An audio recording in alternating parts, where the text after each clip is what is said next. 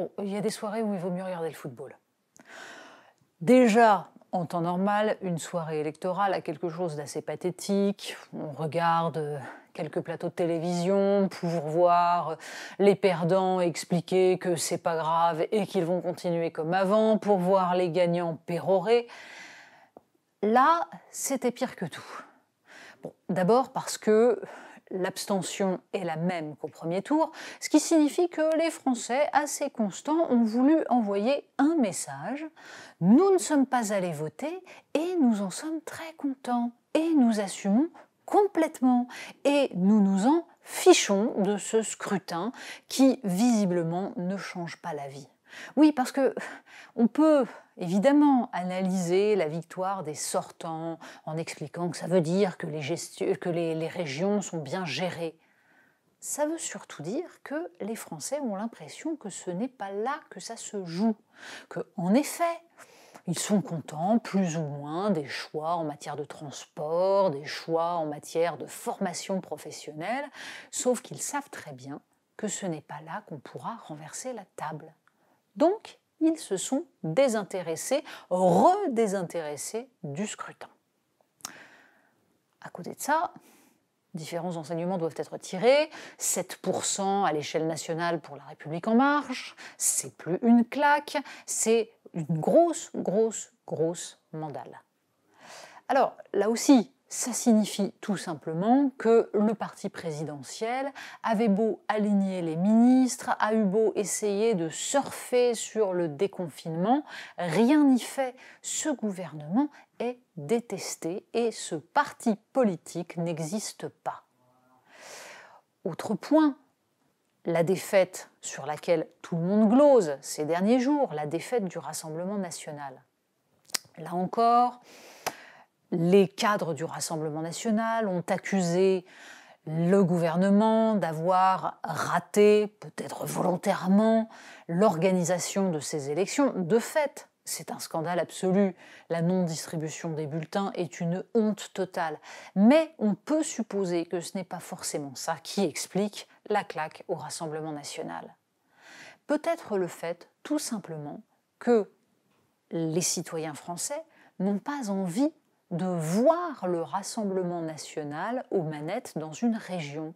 Peut-être que ce n'est pas ça leur problème, qu'en effet ce qu'ils veulent c'est renverser la table, renverser le système, d'où le fait qu'ils annoncent qu'ils vont voter Rassemblement national, d'où le fait qu'ils votent même Rassemblement national pour des présidentielles.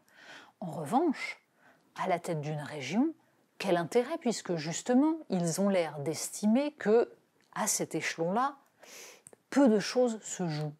Et d'ailleurs, le Rassemblement national élu à la tête d'une région changerait-il radicalement les choses?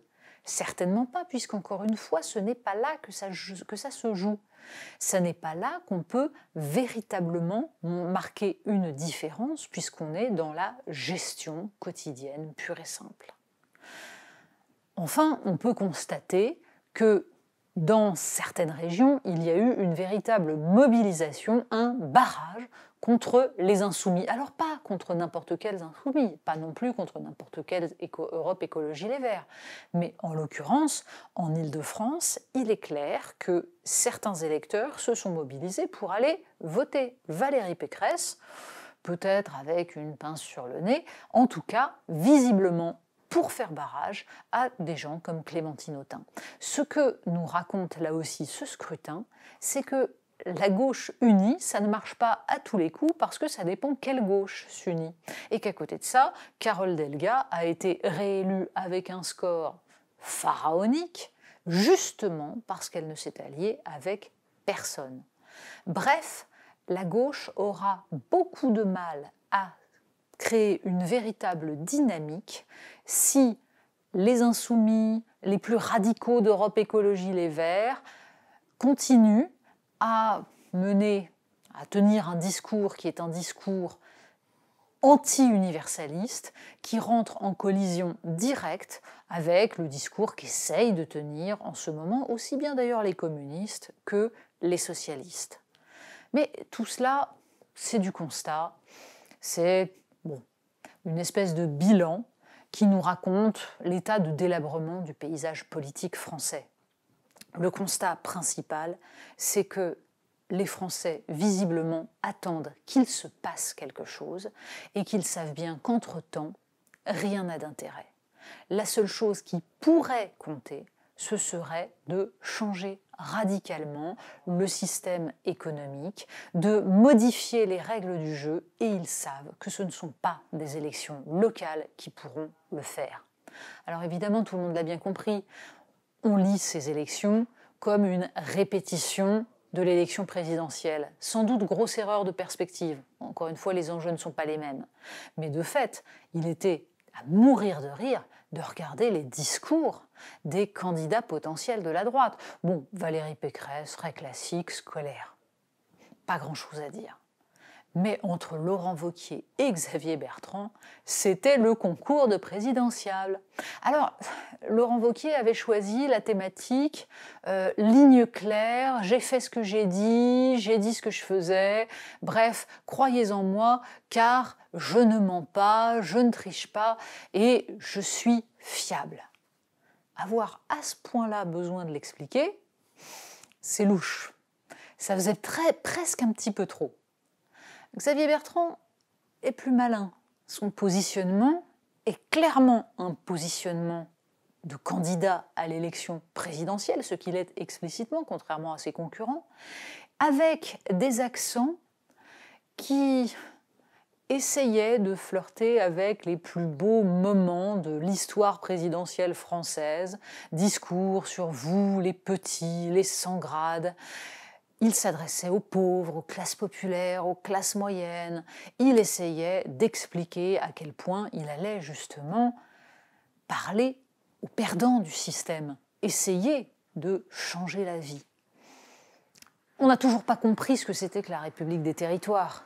Mais clairement, Xavier Bertrand essaye de nous expliquer qu'il a compris ce que ressentaient les Français, la désindustrialisation, la fin de l'aménagement du territoire, tout ça, il va le prendre en compte. Les perdants du système, les petits, les écrasés, ceux qui ne peuvent pas vivre de leur travail, tout ça, ce sont des messages aux Français qui étaient sur les ronds-points, à tous les gilets jaunes de la première heure, aux petits artisans, aux petits commerçants, aux petits employés, à tous ceux qui, en général, s'abstiennent et qui ont l'impression que, depuis 30 ans, on les balade. C'est assez fin comme discours.